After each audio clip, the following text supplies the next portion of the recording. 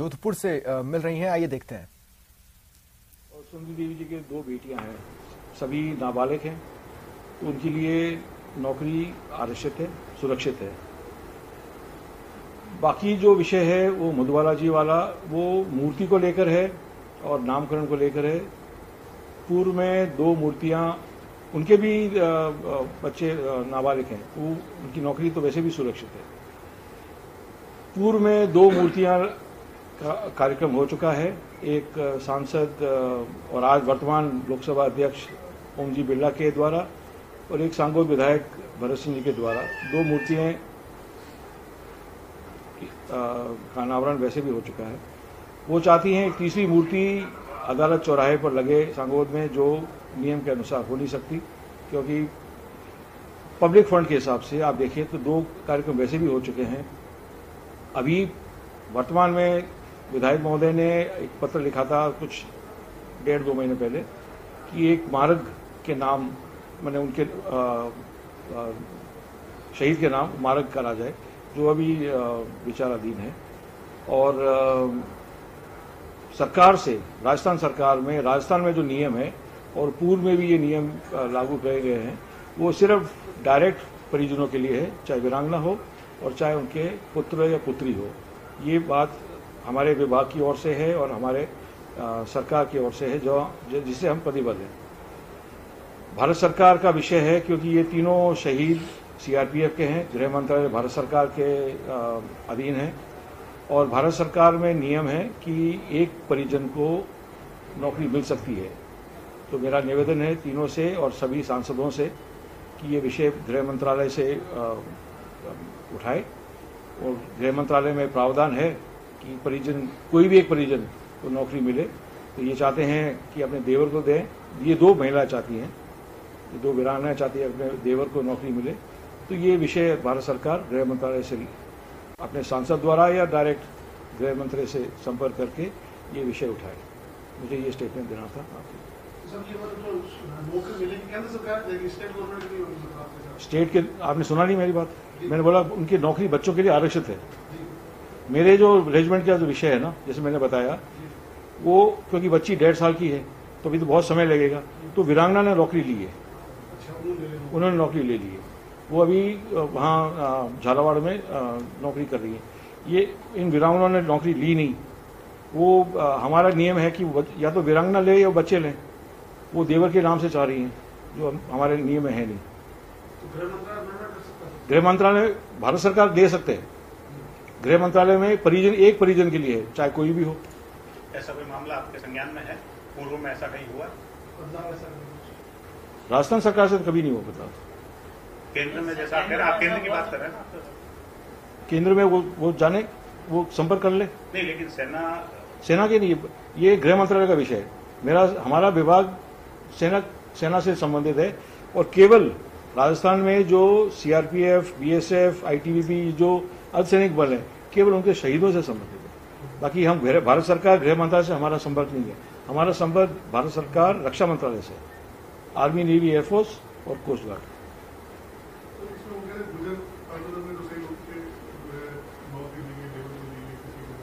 वो राजनीतिक विषय था, वो हमारे विभाग का विषय नहीं था। वो बात, वो तो राजनीतिक विषय है। आप दे नहीं दे, वो राजनीतिक विषय है। मैं विभाग के हिसाब से बोल रहा हूँ,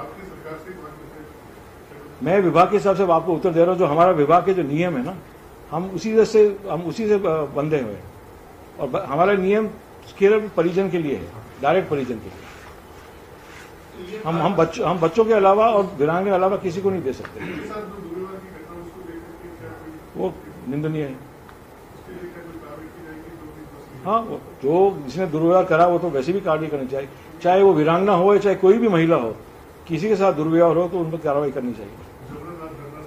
जो भी है, वो जो भी महिला है, चाहे वीरांगना हो या कोई भी हो, दुर्व्यवहार तो दुर्व्यवहार कभी स्वीकार नहीं हो सकता। राजनीति होती सर, आपको ऐसा लगता है? किरोड़ी जी जानते ही हैं, वो तो ज्यादा, सबसे ज्यादा राजनेता तो किरोड़ी जी है। अच्छा सर, जिस तरीके से सचिन पायलट ने मुख्यमंत्री को पत्र लिखा है कि वीरांगना के साथ दुर्व्यवहार हुआ है, ऐसा आप कोई पत्र लिखेंगे सीएम? नहीं, मैं उनको बोलूंगा, मौखिक रूप से बोलूंगा, वैसे ही बोलूंगा कि हमें वो अपने विभाग के हिसाब से रिपोर्ट देनी है सैनिकों के आरक्षण को लेकर, तो वैसे ही मैं मिल रहा हूँ, मैं उनको बोल दूंगा। पत्र लेने की आवश्यकता ही नहीं है।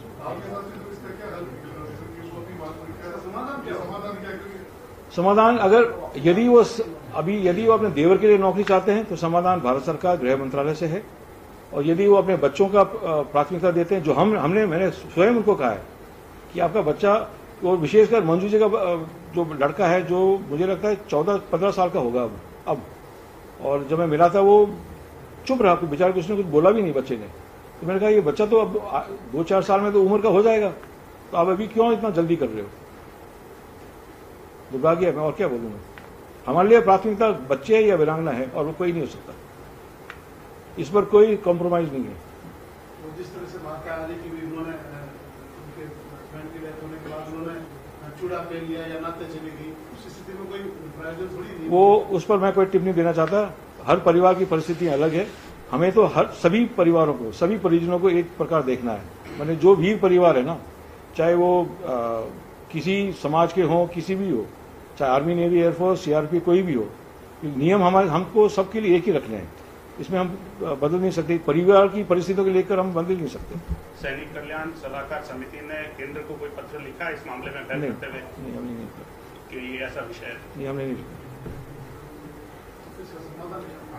मैंने आपको पहले बोला, सैनिक कल्याण सलाहकार समिति रक्षा मंत्रालय से संबंध रखती है, और ये विषय गृह मंत्रालय का है, भारत सरकार, क्योंकि ये सीआरपीएफ का विषय है, अर्धसैनिक बलों का विषय है।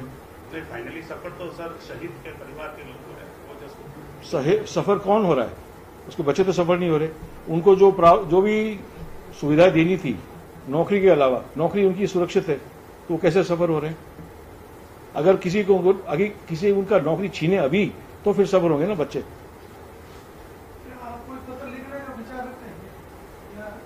मैं स्वयं नहीं, मैंने सलाहकार समिति के नाते मैं भारत सरकार रक्षा मंत्रालय से संबंध रखता हूं, सलाहकार समिति के नाते, और रक्षा मंत्रालय का विषय है ही नहीं, ये गृह मंत्रालय का विषय है।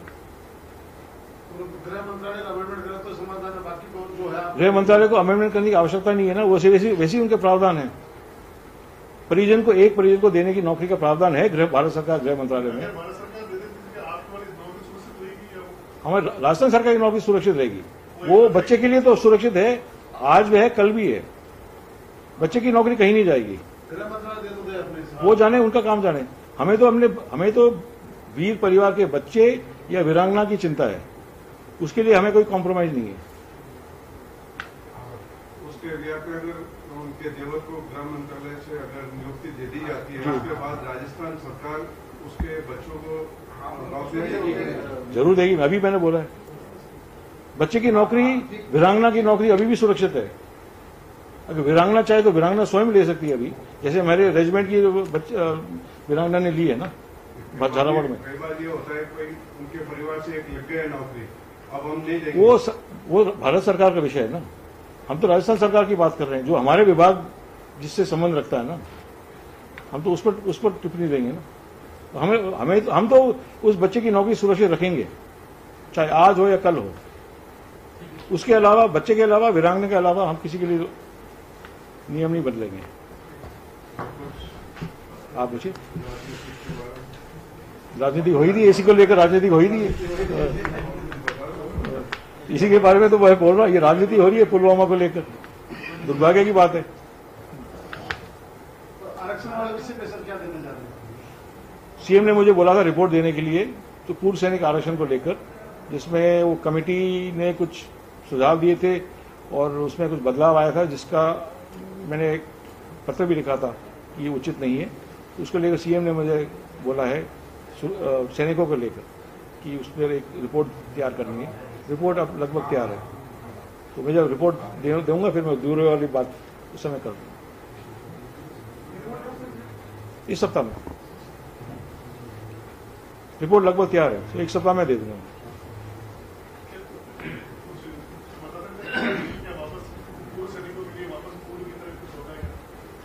हमारी मांग वही है, जो जैसे उनका आरक्षण व्यवस्था रही है वैसी ही रहनी चाहिए। अभी नियम बदला नहीं है, पहले वो रोक तो लगाई गई है, पर हम चाहते हैं कि वो जैसे था वैसे ही रहना चाहिए। सैनिकों की मांग वही है।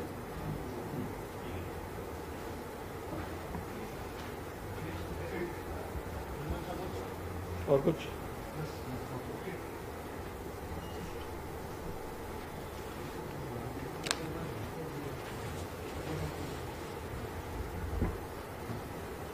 मुख्यमंत्री जी ने जोधपुर से जो बजट के बाद में एक सभा की थी, उसको चुनावी तैयारियों का आगाज माना जा रहा है। कैसे आपका क्या भूमिका है, कैसे मैं था नहीं, मैं कल ही आया हूँ बाड़मेर से, तो मुझे जानकारी नहीं कि उस सभा में क्या क्या विषय रखे थे। परंतु मैं ये जानता हूँ कि बजट में कुछ ऐतिहासिक घोषणाएं हुई हैं जिससे जनता आम जन को अधिक से अधिक लाभ मिल रहा है और लोगों की उम्मीद जगी है। और विशेषकर वो पुरानी पेंशन स्कीम को लेकर जो पहले घोषणा हुई थी उसका जो क्रियान्वयन हुआ है उसको लेकर बहुत उत्साह है। कर्मचारियों में तो बहुत उत्साह है। रिपीट करें क्या रिपीट करने की तैयारी जैसे ज्यादातर कांग्रेस नेता कह रहे हैं अभी? वो सरकार चुनाव के बारे में उम्मीद तो है, वातावरण अच्छा है, हो जाएगा। तैयारी अच्छी हो तो हो जाएगा।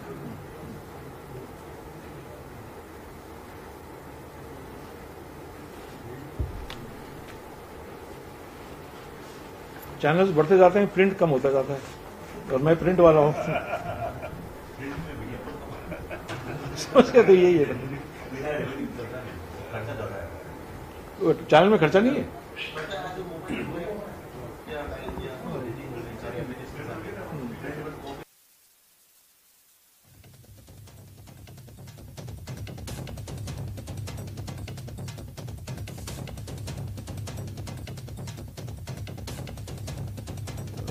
ये तस्वीरें आप जोधपुर से लाइव देख रहे थे। मनवेंद्र सिंह जसोल मीडिया से मुखातिब थे और देखिए जो पूरा प्रकरण चल रहा है इसमें क्या हो सकता है क्या नहीं हो सकता है, इस पर मीडिया से बातचीत कर रहे थे। हालांकि उन्होंने माना कि अगर दुर्व्यवहार वीरांगनाओं के साथ हुआ है तो ये निंदनीय है, इस तरह की घटनाएं नहीं होनी चाहिए। लेकिन वीरांगनाओं की मांगों को लेकर जिस तरह की स्थितियां हैं और जो नियम कहते हैं वो उन्होंने मीडिया के साथ साझा किया। उन्होंने कहा कि अगर बच्चे को नौकरी पर लगाना है तो उसका नियम है और उसके लिए वेट करें। उन्होंने खुद सजेशन दिया है वीरांगनाओं को, लेकिन अगर देवर को नौकरी पर लगाना है तो वो फिर यहां से नहीं हो सकता, उसके लिए केंद्रीय गृह मंत्रालय से बात करनी होगी। ऐसे में सभी सांसदों को केंद्रीय गृह मंत्रालय से इनके लिए बात करनी चाहिए, ये सजेशन उन्होंने दिया। ये अगर हो सकता है पॉसिबिलिटी, जैसे कि वीरांगनाएं देवर के लिए नौकरी मांग रही है तो उन्होंने स्पष्ट किया कि ये हमारे नियम में नहीं है, ये गृह मंत्रालय का विषय है, केंद्रीय गृह मंत्रालय ऐसा कर सकता है। ऐसे में जो सांसद हैं वो केंद्र सरकार के पास जाएं, गृह मंत्रालय जाएं और इस बारे में मांग कर लें तो फिर वो हो जाएगा। हमारे नियम में नहीं है, हम नहीं कर सकते, ये उनका कहना था। तो देखिए वीरांगनाओं की मांगों को लेकर जिस तरह की स्थितियां बन रही हैं, हालांकि सीएम गहलोत भी ट्वीट कर ये बता चुके हैं कि इस तरह के नियम नहीं है, बीजेपी गुमराह कर रही है, राजनीति कर रही है। लेकिन इसके बाद कांग्रेस से ही इस तरह के बयान सामने आते हैं कि भाई अगर वीरांगनाओं की मांगे हैं तो संवेदनशील होकर उसे सुना जाए और उसे पूरा किया जाए। तो क्या रास्ता बनता है ये बता रहे थे मनवेंद्र सिंह जसोल। रुकते हैं ब्रेक के लिए।